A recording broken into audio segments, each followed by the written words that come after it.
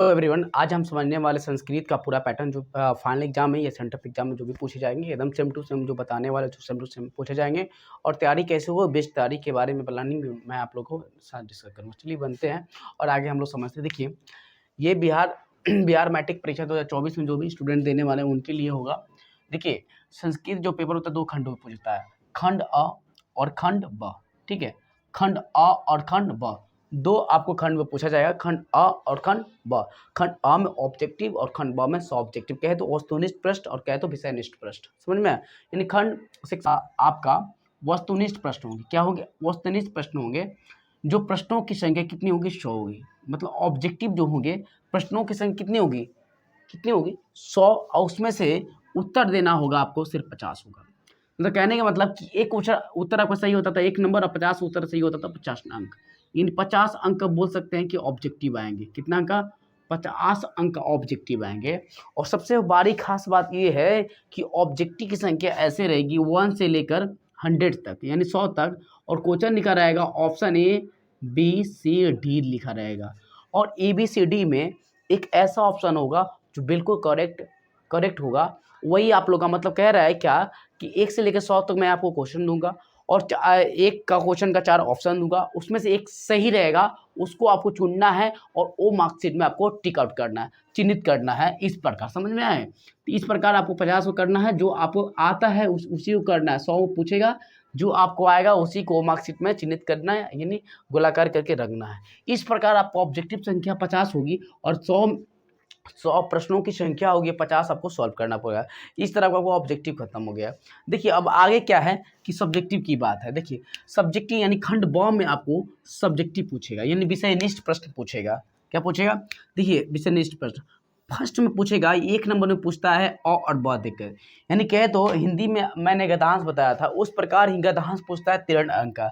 अब गद्यांश पूछने का इसमें तरीका क्या है? संस्कृत में अ में दे देगा संस्कृत में, और उसमें कहेगा कि एक पद में उत्तर देने वाला, यानी एक पदन उत्तर देने के लिए बोलेगा तो 2 क्वेश्चन रहेंगे क और ख। तो एक बनाइएगा तो 1 नंबर और 2 बनाइएगा तो 1 नंबर, यानी दोनों मिला एक ही नंबर वाला ही होगा। जो 2 को प्रश्न देगा दोनों सॉल्व कीजिएगा तो 2 अंक मिलेगा देगा। ये जो एक ख और ख में, तो इसमें बनाइए तो 2 अंक और इसमें बनाइए तो 2 अंक। इस प्रकार आपको 4 अंक मिलेगा। समझ में आया? उसके बाद तीसरा में आपको देगा शीर्षक का नाम लिखने बोलेगा, वो आप लिख दीजिएगा तो 1 नंबर उससे मिलेगा। तो इस प्रकार यहाँ से 7 नंबर मिलता है। और सबसे बड़ी चीज है कि ये भी देगा गद्यांश के रूप में, और अथवा भी दे देगा आपको। अथवा भी देगा तो ये बनाइए या तो अथवा बनाए, दोनों में से आपको ए बनाना है। अ में अ देगा और उसको अथवा देगा, दोनों में से आपको क्या एक बनाना है। उसके बाद में ब आपका देगा तो ब में भी एक अथवा देगा।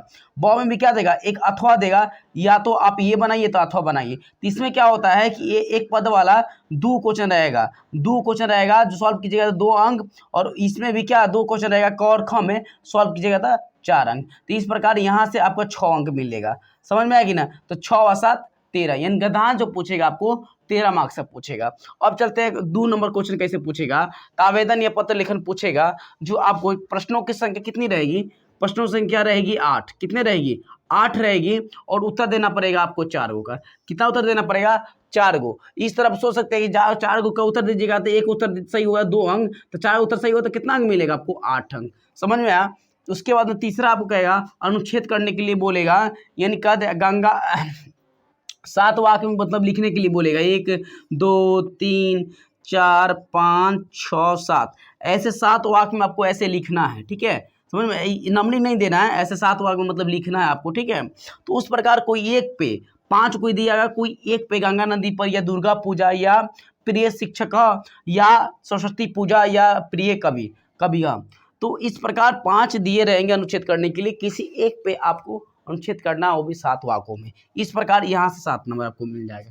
समझ में आया? उसके बाद 4 नंबर में चलेंगे तो अनुवाद करने के लिए बोलेगा, यानी कहेगा हिंदी दे देगा, उसमें संस्कृत में अनुवाद करने देगा। तो अनुवाद आपको 12 को हिंदी में देगा। जैसे 12 को देगा अनुवाद करने के लिए देगा आपको, जिसमें से प्रश्न 12 को अनुवाद करने के लिए उसके उत्तर कितना देना पड़ेगा? वो 6 देना पड़ेगा। समझ में आया ना? इस प्रकार आपको अनुवाद पूछेगा। हिंदी में दिया रहेगा अनुवाद, उसमें संस्कृत में अनुवाद करना पड़ेगा। हिंदी में दिया रहेगा और संस्कृत में अनुवाद आपको करना पड़ेगा। समझ में? 4 नंबर हो जाएगा। इससे आपको 6 अंक मिलेगा। 5वां में चलते, इसमें बुक से ही पूछता है। किससे पूछता है, बुक से पूछेगा। लघुत्तरीय प्रश्न होता है, यानी सब्जेक्टिव लघुत्तरीय प्रश्न 2 अंक का होता है। और उसके बाद में प्रश्नों की संख्या इसमें 16 पूछेगी और 8 को आपको क्या देना है, उत्तर देना होगा। एक उत्तर सही होता था 2 अंक, 8 उत्तर सही हुआ था 8 दूना 16 अंक। इस प्रकार के आपको होगा।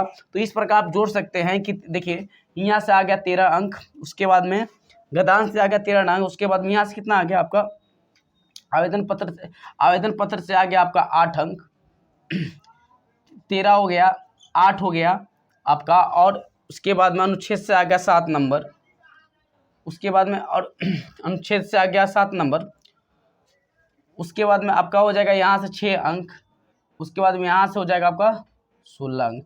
इस प्रकार जोड़िएगा तो आपको 8 7 15, 15 5 20 10 30, 30 के 0 हासिल 3 और 2 3 5 50 अंक। यानी सब्जेक्टिव में बोले तो 50 अंक का सब्जेक्टिव पूछेगा और 50 अंक का ऑब्जेक्टिव। इस प्रकार आपका संस्कृत जो है, संस्कृत का जो पेपर होगा आपका, संस्कृत का पेपर 100 अंक का होगा। कितने अंक का होगा, 100 अंक का होगा।